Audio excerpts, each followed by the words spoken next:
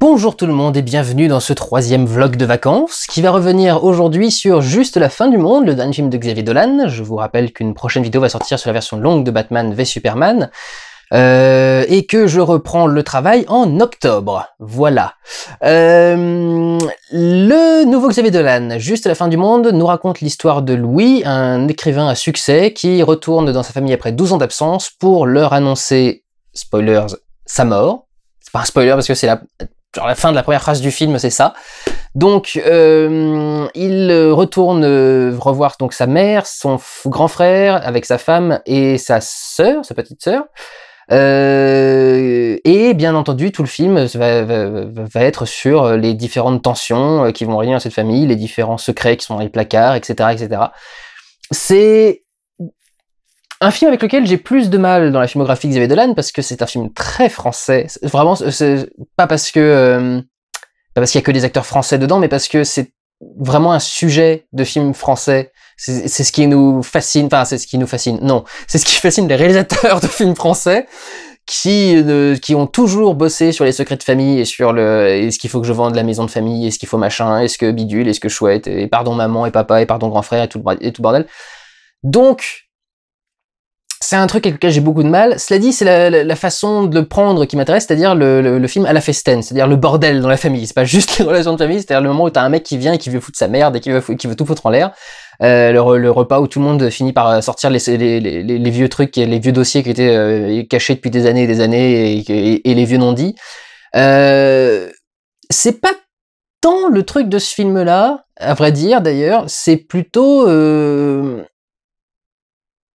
c'est vraiment plus une tranche de vie en fait. C'est vraiment ce mec revient chez sa famille pour annoncer quelque chose de grave et voilà comment ça va se passer. Et tout ça nous permet avant tout de découvrir les personnages, de découvrir pourquoi est-ce qu'il est pas revenu pendant 12 ans, parce que c'est vrai que rien qu'au bout d'1h45 de film, j'ai pas envie de revoir cette famille une seule fois si possible. Ils sont tous insupportables, ils sont tous barrés. Et d'un autre côté, ils sont très vivants. C'est un film sur les relations de cette famille et comment ça se passe dans cette famille et tous ces trucs-là, qui était un peu le même sujet d'ailleurs que Tom à la ferme, qui était son avant-dernier film, avant Mommy. Et c'est vrai que c'est un film qui est très différent de ce que fait Dolan habituellement parce que j'aime pas dire ça, mais c'est plus mature entre guillemets, c'est toujours du Xavier Dolan dans le style et la réalisation, principalement à cause de la musique d'ailleurs. Je suis persuadé que Xavier Dolan a fait ce film uniquement pour faire le premier film d'auteur au monde avec du ozone dans la bande principale. Vous vous souvenez de Dragosa Dinte? Flesa, no my head. Il y a une scène entière qui repose là-dessus. Et je sais qu'il fait exprès. C'est comme quand il fout du Céline Dion à chaque fois et qu'il met patrimoine québécois. Non, il fait pareil, quoi. Il faut mettre une vieille musique de merde, un vieux truc bien pop, truc bien nul que les gens ont kiffé, on sait pas pourquoi. Et il le fout toujours à un moment dans son film. Et c'est vraiment ça, le côté Dolan, mais vraiment mature, c'est-à-dire qu'il y a cette ambiance, et en même temps, le film est vraiment pas ultra fun. Il y a quelques passages un peu drôles. Le personnage, en fait, le plus sympathique, finalement, du film, c'est le plus antipathique, c'est Antoine, parce que comme il est cassant, il y a toujours un moment où il va sortir une vieille réplique qui va niquer tout le monde, et du coup, c'est lui qui amène presque la dose de soulagement dans le film, alors que pourtant il amène aussi énormément de tension, mais parce que c'est un personnage assez violent, mais il amène aussi beaucoup de soulagement parce que il y a plein de trucs qui sont que les gens qui se regardent et les moments avant qu'ils se parlent et à quel point ils ont du sens finalement, et à quel point est-ce que les choses sont naturelles ou est-ce qu'elles sont voulues, est-ce qu'elles sont forcées. Est-ce qu'on va naturellement prendre quelqu'un dans ses bras, ou est-ce qu'on le fait parce que maman a dit qu'elle allait le faire, ou parce que les gens étaient autour, ou parce qu'après avoir hésité, on se dit oh oui non quand même il fallait faire autre chose, et du coup machin. C'est vraiment un film qui est là-dessus. C'est un film qui est centré vraiment sur les relations presque sociales, humaines de tous les jours au sein de la famille. Et d'à quel point est-ce que ça peut être naturel ou pas. Il y a toujours cette notion de c'est ta famille donc tu dois l'aimer, et il y a tellement d'exemples dans la vraie vie et dans les films de moments où avec des familles pas aimables ou de gens qui les apprécient pas, et du coup c'est toujours intéressant de voir ça traité à l'écran. Et là vraiment en termes de mise en scène, je trouve qu'il y a un truc vraiment intéressant sur la façon dont est-ce que ça vient du personnage naturellement, ou est-ce que c'est quelque chose qu'il a forcé, comment est-ce que les personnages se placent par rapport aux autres. Il y a un moment, il est dans la chambre de sa petite sœur et il fait ça pour être proche d'elle, et en même temps elle lui propose de se mettre à côté de lui sur le lit. Il fait non, je suis bien là à 10 mètres de toi. Et tu dis ah oui, tu sens le truc, tu sens que il veut se rapprocher de sa sœur parce que quelque part ce serait bien, et en même temps il se sent vraiment pas proche d'elle au point de pas vouloir s'en rapprocher. Donc il y a quelque chose d'assez fascinant là-dedans, et d'assez bien fait. Il y a plein de trucs qui sont traités un peu de côté, la façon dont ils ont de considérer la sœur dans la famille, par exemple, par rapport aux frères, et quand ils racontent les histoires d'antan, etc. Et justement tout ce truc de tradition familiale et de façon d'être ensemble. C'est assez intéressant, mais reste que c'est beaucoup moins fun que ce que pouvait l'être un Xavier Dolan jusque-là, par exemple. Je dirais que c'est vraiment ça la différence entre celui-ci et les films d'avant, c'est qu'il y a un côté beaucoup plus lourd. Même que Laurence Anyways, qui était pourtant un film très très lourd, mais Laurence Anyways avait un côté plus jovial. On sentait plus la joie de vivre à certains moments du film. Même si c'était pas la super joie à danser sur place, il y avait quand même un peu plus de joie de vivre. Et là, pour le coup, c'est tellement tendu, c'est tellement désagréable, c'est assez étrange. C'est quand même surprenant de voir un mec qui fait des films d'auteur comme ça, qui soit aussi populaire, par exemple, parce que dans mon cinéma, il était dans la plus grande salle, et la plus grande salle était pleine. Je me suis retrouvé au tout dernier rang, tout en haut, pour espérer voir quelque chose tranquille, parce que la salle était remplie de chez remplie, et c'était la plus grosse de tout le cinéma, et tu fais... Putain, pour un film d'auteur sur les secrets de famille, fait par un Québécois, avec des acteurs français que, en principe, tout le monde déteste, y compris Léa Seydoux et Marion Cotillard. Genre, les deux! Tout le monde... Il manquait plus que Mélanie Laurent et le casting était complet, quoi. C'était, y avait les 3 actrices les plus détestées du cinéma français et les plus aimées en même temps. Côté paradoxal des Français, évidemment, mais... donc du coup, c'est vrai, c'est marrant de voir ce film-là attirer autant de gens. C'est le sujet le plus français, les acteurs les plus français, les trucs les plus... Et bizarrement, tout le monde arrive en salle, et c'est un film cool parce que c'est Xavier Dolan qui le fait, que c'est un Québécois et qu'il a quand même sa patte et son style. En particulier ses musiques. Alors d'ailleurs, au niveau des musiques, j'ai l'impression qu'il essaye de mélanger maintenant les bandes-son préexistantes et la composition originale, ce qui était beaucoup moins le cas de ses films avant. C'était toujours de la musique pop et de la musique préexistante qui était utilisée dans ses films, et jamais des compositions originales. Et il a fait sa première composition originale avec Tom à la ferme, qui était également sa première adaptation de pièce, comme Juste la fin du monde. Et il fait un mélange maintenant de musique originale et contemporaine préexistante. Et je dois dire que dans ce film-là, tous les passages de musique étaient toujours très dérangeants. Bizarrement, j'allais dire que les passages de musique concrète passaient mieux, mais quant à Ozone qui démarre au plein milieu d'une scène, ça fait toujours très bizarre. Surtout que ça démarre vraiment cut, quoi. C'est un passage où il repense à son enfance avec son frère, et on est en train de parler, il y avait une scène bien tendue juste avant, ou un truc, vraiment une discussion de famille. Si c'était pas tendu, c'était peut-être juste plat ou normal, et d'un seul coup on a ça fait, et la musique à fond la caisse et tout, le Ozone qui démarre, et tu fais ah, qu'est-ce qui vient de se passer, agression. Et donc c'est un peu bizarre. Après il y en a d'autres qui passent mieux. Je dirais que vraiment les passages de musique originale étaient les plus étranges. Alors ils sont sur des passages au montage très particulier. J'avais vu le montage d'une scène, c'est mon fil que je remets quand je fais ça. J'avais vu le montage de la scène entre Louis et sa mère.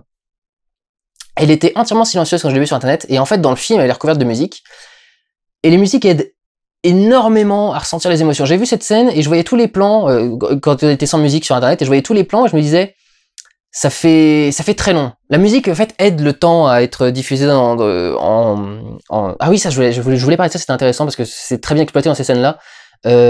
Chaque plan est sur un passage musical qui évoque une sensation différente. C'est assez bien monté parce que on va avoir un plan où on voit le personnage contre sa mère dans le creux de l'épaule de sa mère.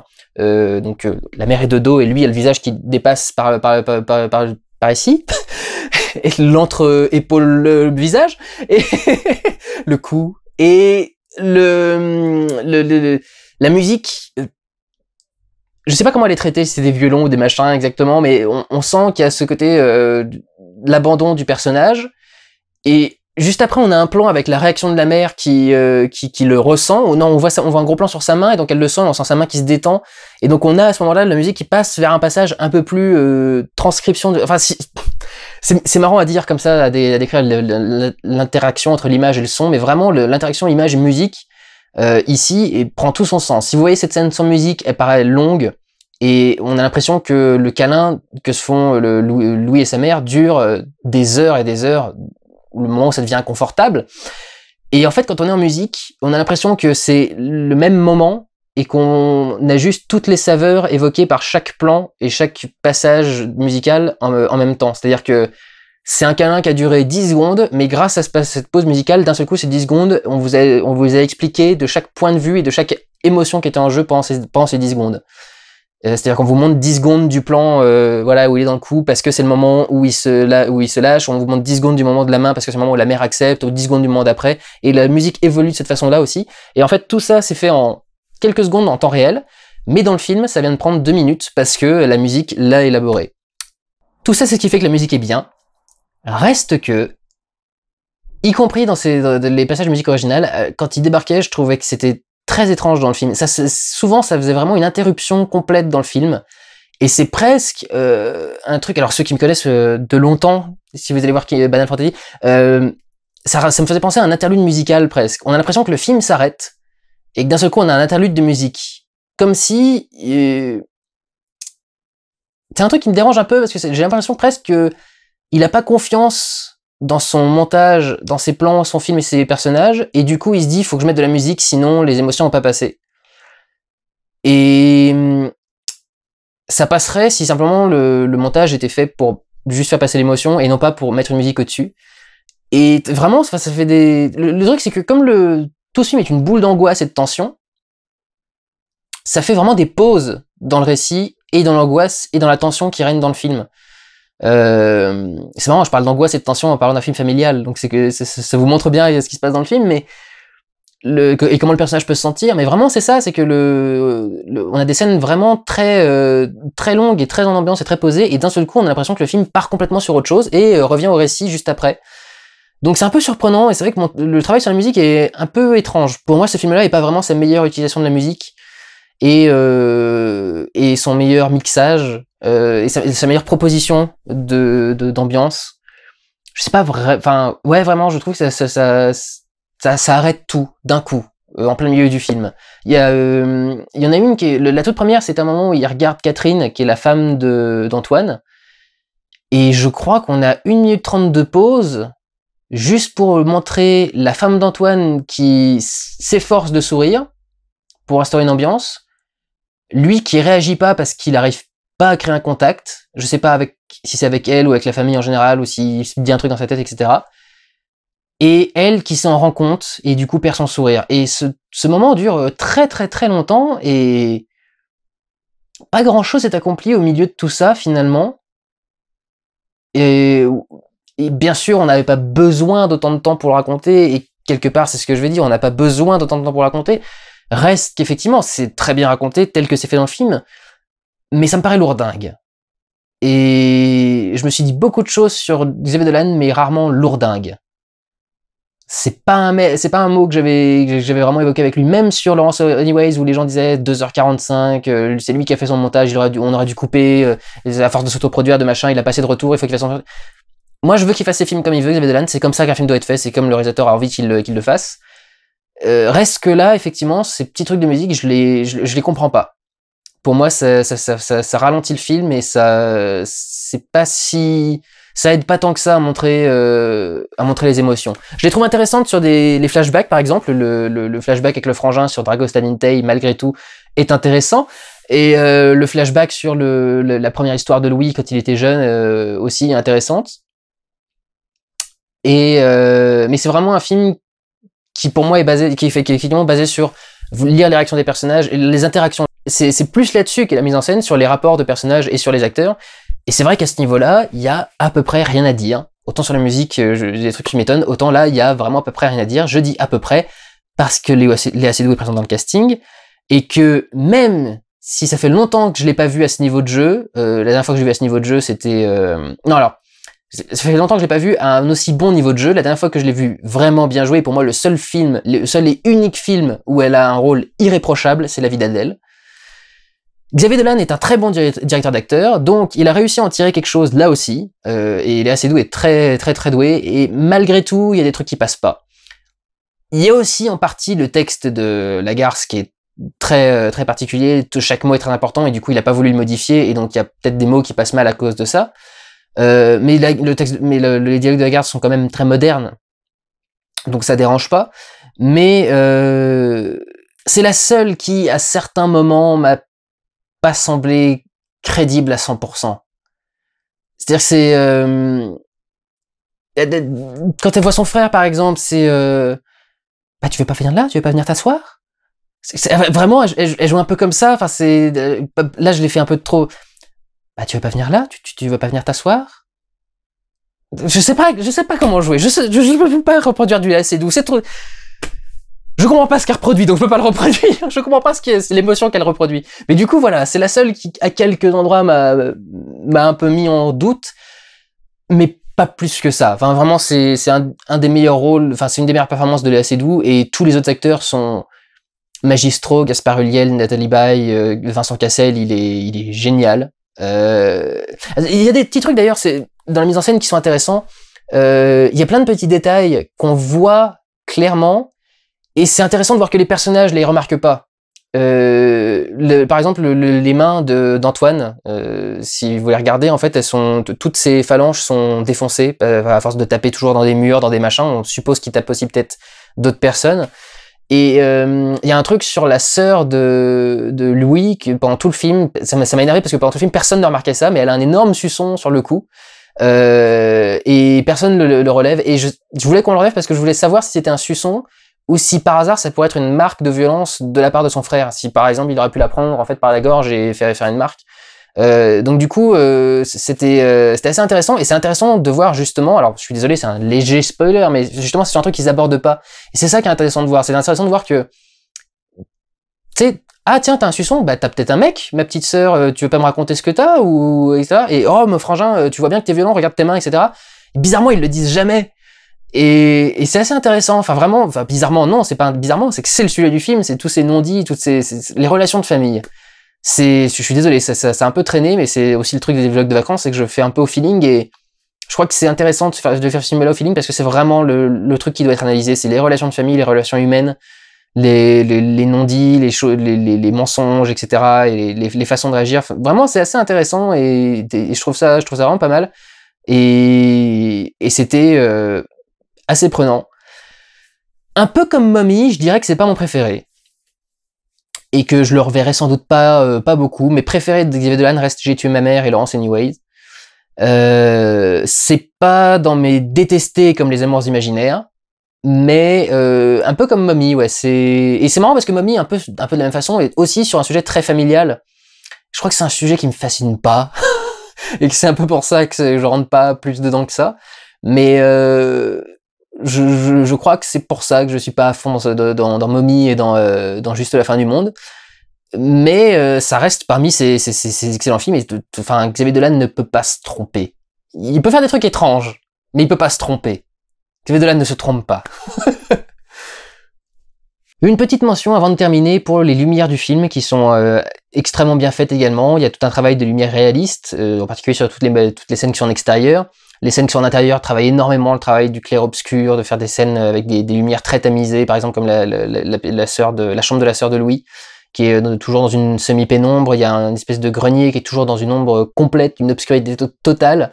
Donc il y a un travail de la lumière qui est à la fois minimaliste et sans doute assez réaliste, qui est plutôt intéressant. À la fin, il y a une couleur très orangée, très belle, etc. Donc encore une fois, c'est un excellent film de la part de Xavier Dolan, pas mon préféré, mais un excellent film de la part de Xavier Dolan. On n'a pas envie que ça s'arrête. Enfin, le film avance extrêmement bien. C'est du film sensoriel sur la façon qu'ont les personnages de ressentir le monde. Et encore une fois, voilà, il le fait extrêmement bien. Donc voilà, je vous encourage à aller voir Juste la fin du monde. Ce sera pas juste déprimant et angoissant, il y a aussi des moments qui sont très drôles, des trucs qui devraient vous rappeler votre famille, parce que je pense qu'à peu près toutes les familles ont des histoires un peu comme ça. En ce qui me concerne, encore une fois, ma mère, c'est C'est fou. Exactement ce genre de personnage. Peut-être pas le vernis avec le sèche-cheveux. Ça, c'est le truc où le personnage s'éloigne. Mais sur beaucoup de choses, il y a beaucoup de ma mère là-dedans. Et c'est marrant parce que Nathalie Baye dans Laurence Anyways faisait aussi une mère qui était assez proche de la mienne. Donc voilà, le petit truc qui m'a fait marrer dans ce film. Et je vous encourage à aller le voir parce que, encore une fois, c'est un excellent film et c'est bien de voir des excellents films, même si c'est pas sur des trucs qui sont fun pour vous. C'est toujours intéressant. Voilà, encore une fois, je vous redirige vers les sorties récentes du cinéma du Randall en attendant la reprise. Je vous rappelle qu'il y a eu un Pourquoi Germain vous avait tort, 2 bases du cinéma, un détournement, un hors-série sur un film de série B, série Z. Donc voilà, vous avez de quoi regarder avant mon retour début octobre. En attendant, je vous dis prenez soin de vous, allez voir des films. Ciao!